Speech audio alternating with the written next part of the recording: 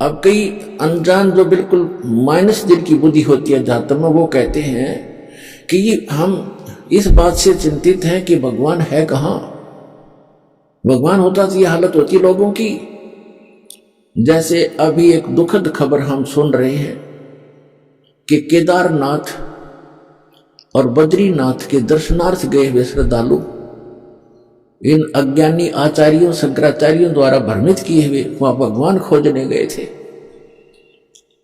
और आज खबरों में सुनने को आ रहा है कि 15-20 हजार व्यक्ति मारे जा चुके हैं।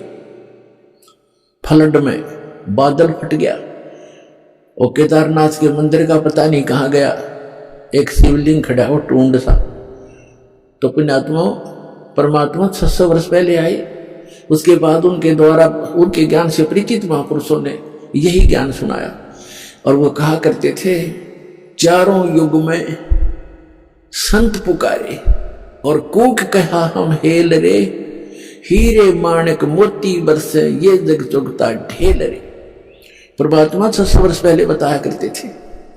और उनसे परिचित महापुरुष आदरणीय गरीबदास साहिब जी ने कहा है कि चारों युग में संत पुकारे, कबीर साहिब की महिमा गाई है।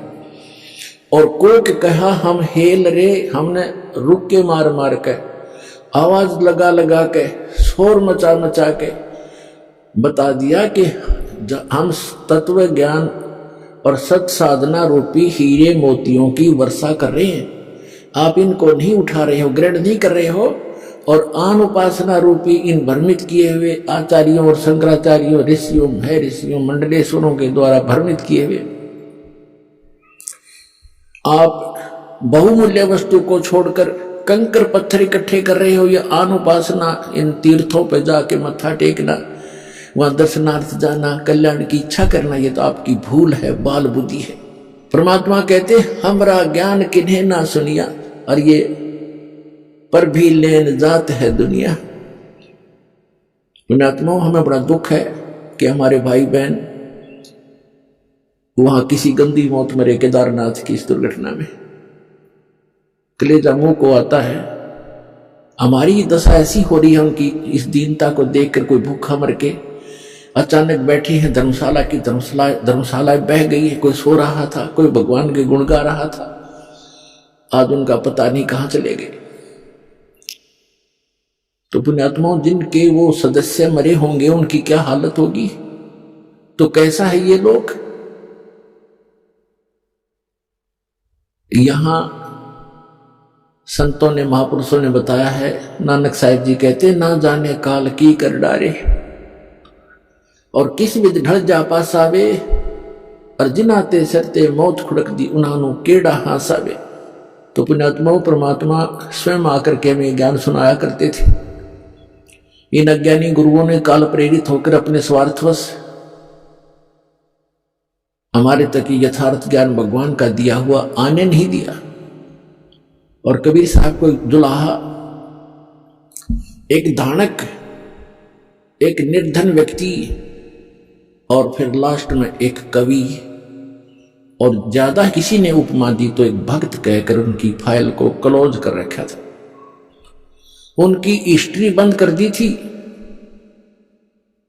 लाल को कूड़े के ढेर में डाल दिया था।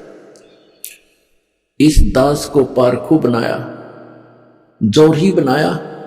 इस दास ने उस लाल की परख की और ढंडोरा पीटा, अनाउंसमेंट करनी शुरू कर दी कि ये लाल है जिसको तुम पत्थर मान रहे हो और जिनको तुम हीरे मोती समझते हो, वो कौड़ी है, वो बहुमूल्य नहीं है।